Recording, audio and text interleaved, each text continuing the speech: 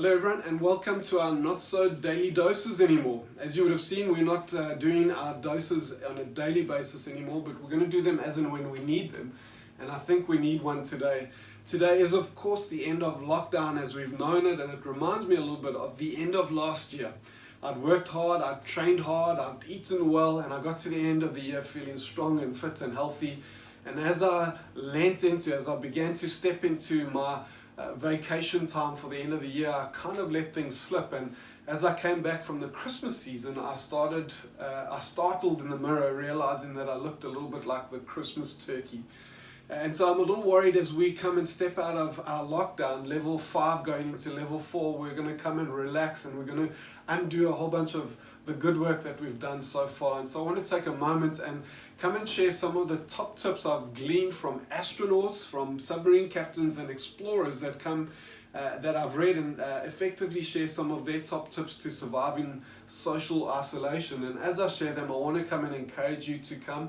And if you're not doing some of them, to start doing them. And for those of you that have done them well, to not relax and to continue doing them well. And so, first of all, make 2 kinds of schedules. A short-term schedule for things you have to get to, like cleaning house or doing schoolwork with the kids, whatever it might be. But then also make a long-term schedule. And that long-term schedule is kind of projects that you can give yourself or get to, especially DIY projects around the house.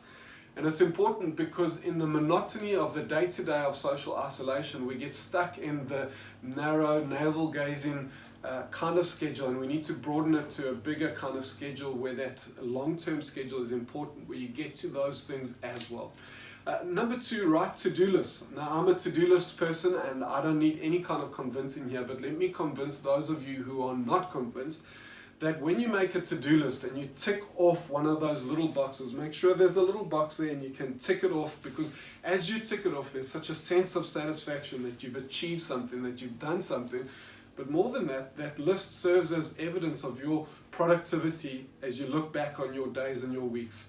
Thirdly, I want to encourage you to come and take care of your living space. And so it's so easy to leave those dishes. It's so easy to not mop the floor or to sweep or to do the basics. But your house, your home, your social isolation footprint where you live in is your refuge. It's where you exist.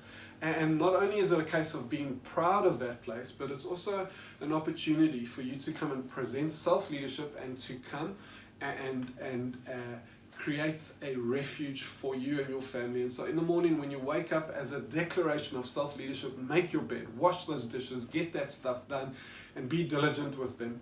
And number 4, train physically, exercise, get going with something. And so as I'm standing here, my calves are sore.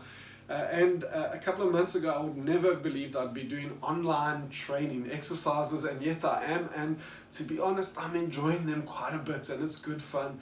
I want to encourage you, whatever you need to do, get exercising, get the blood pumping and flowing through your system, and find some way to exercise. If you are exercising, carry on, come on. The next one I want to mention is communicate.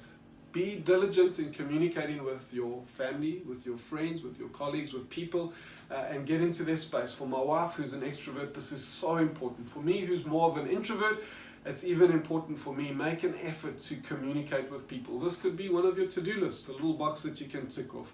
And then I want to come and mention another one. Find some time for yourself. I think this is number 6. And so find some time for yourself. It's important in the busyness of what you're doing to find time for yourself. And if you can, find a sanctuary, a hideaway place where you can get by yourself for 30 minutes or for an hour. And it may even mean that you have to wake up earlier than everyone else. But as you do, find that sanctuary where you can just be by yourself and you can be in the quiet of your own mind. Number 7, find a hobby. Get something to do that's just kind of downtime, that's fun and fills your tank, whether it's doing gardening, planting veggies, drawing pictures, collecting stamps or sorting out photos or whatever it might be. Find a hobby, get it done.